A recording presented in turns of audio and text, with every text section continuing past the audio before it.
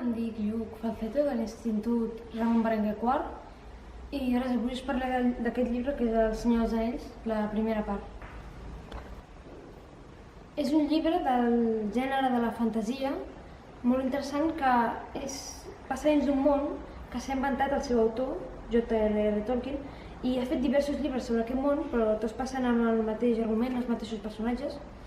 Bé, aquesta és la primera part d'una novel·la en la que hi ha un home molt malvat que el que vol és apoderar-se de tot el món, que és la Terra Mitja, i crear un munt d'anells molt poderosos, molt perillosos, un més poderós que tots, i els dona als éssers que viuen en aquell món, que són ficticis, per a controlar-los. I bé, els personatges els arriba aquest anell i han d'aconseguir portar-lo on va ser forjat per a destruir-lo i que el mal no arribi a la Terra Mitja on viuen ells. Els personatges principals d'aquesta saga són el Bilbo, que és un hobbit, que és com un home, però són com més baixets. I bé, doncs té una pròpia història protagonitzada sobre com troba l'anell i tot, que es diu el Hobbit. I en aquesta història surt quan ja és gran, el Frodo, que és el que va adoptar, el Bilbo crec que és el tiet del Frodo, però els seus pares van morir, i el Bilbo l'ha adoptat, i el Frodo és el protagonista principal, que es troba l'anell, és el que el porta fins a Mordor, la Terra dels Dolents, on l'ha de destruir.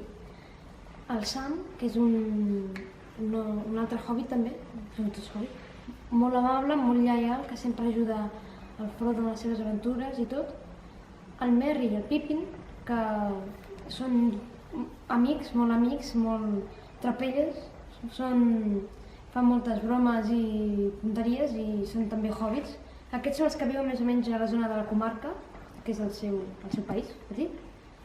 Després hi ha l'Aragorn, que és un personatge, un home, amic d'un altre personatge que es diu Gandalf, que aquest és un mag, que és molt poderós, és màgic. I el Boromir, que és un altre home. I després hi ha un nan, que es diu Gimli, i un elf que es diu Legolas. No veia altres colors que els que ja coneixia, daurat i blanc i verd i blau, però eren frescs i intensíssims, com si en aquell moment els hagués vist per primer cop i hagués creat per a ells noms nous i esbalaïdors. Allí, a l'hivern, el cor no podia plànyer-se tot esperant l'estiu o a la primavera. No es veia taca, ni malaltia ni deformitat, en res del que creixia damunt la terra. La terra de l'Orient no coneixia la màcula.